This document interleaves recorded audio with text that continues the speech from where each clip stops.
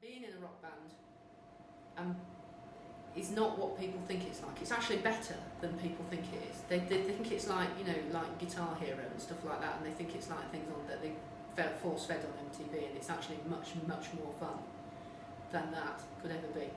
But it is an all-consuming life, and what happens to the men is that if they leave, they get this idea, I'm tired of the road, I can't, I've got married, I've got kids, I need to leave the road, I need not to do this anymore.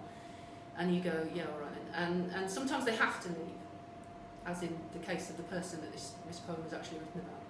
He had to leave because of ill health, he was a very ill man and he had to go. And they think they can blend back into straight life. I know that sounds really insulting, straight people in straight life, but that's how it is for us, I can't pretend otherwise. So they think they can go back into straight life and they'll find a job and it'll be fine, and you know, they'll just get on with it, play a bit of guitar now and again, you know. And they find they can't. And actually it's very, very well described in a book by the writer Mary Renault called The Bull from the Sea, where Theseus is taken as tribute to Crete, where he becomes a bull dancer. And the whole of that book is the perfect description of what it's like to be in a rock band. And Smoking Joe was a very, very famous, in real life, was a very, very famous musician in a very famous band that I knew, that I still know. And people think the worst thing in rock and roll is drugs, and they're wrong, it's drink. By far. And he succumbed to that, to drink, and he died. But before he died, he sat around in Bradford, where he was from, and all the wannabe failed musicians who never got out of town, the lads who sit at the bar and go on and on about having a gig in Huddersfield like it's the biggest thing, you know, the sliced bread, and oh my God, I could have been somebody, but I never had the breaks, you know how it is, lad. They did all of that, and they hung on him like jackals round a lion, and he never saw it, because he was a good boy with a nice heart, and he never realised that they were just grooving off him. So that's really what it's about. It's about his inability to actually break himself of two addictions, drink and music. This is called Smoking Joe. Sasha, this is for you.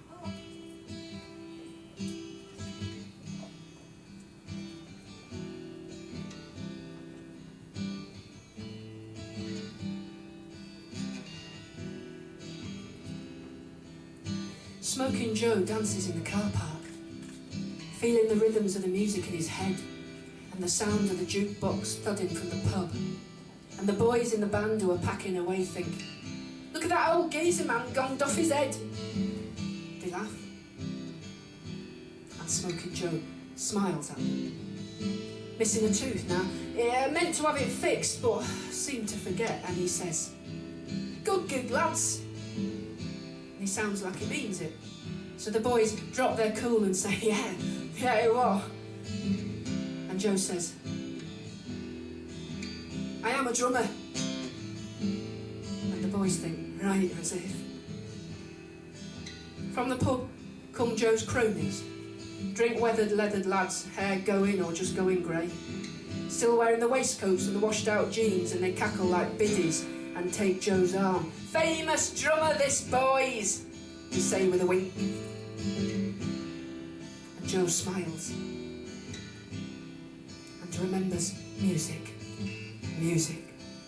soft in his hand, cupped and precious like a little bird, like a thistledown caught in the breath of the wind. He remembers it pouring song after song from the drums he played, from the beautiful guitars and the singing that filled his throat. And the gigs, with the lights hotter than stars, and the drink and the girls with their warm winning ways, and the other men all smoking and saying, Smoking Joe, he never smokes. And him laughing and opening another bottle of wine while the music wrapped him in joy. And the road unfurling like a tarmac banner, rolling away through the world. And the tour bus comrades, shield brothers, soldiers, all for one and all smashed out with their brains. And the music,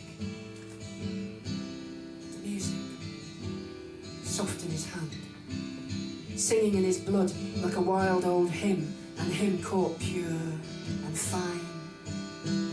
And he smiles, remembering, and standing unsteady, while his mates say the name of the big old band that Smoking Joe rode like a Mustang, and the young lads say, Why'd you stop playing music then, fella?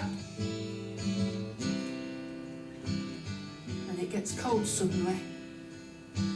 And Joe shakes his head, still shaggy and fair. Got sick. Got married. Had some bairns. Hey, it's a hard life on the road, boys. But they don't understand. And he doesn't either. Because the music is still in him. Passionate and wild. But his hand isn't apt to the sticks or the fretboard, and it doesn't beat in his heart quite true, quite true.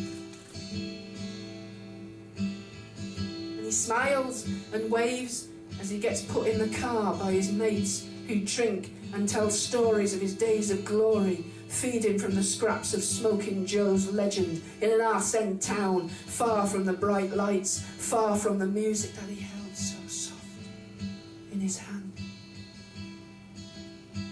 And the lads in the young band load their equipment, forgetting the drunk guy swaying in the car park, only remembering the rush of the gig.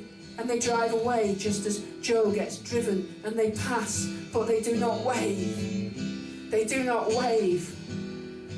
And glory beckons them.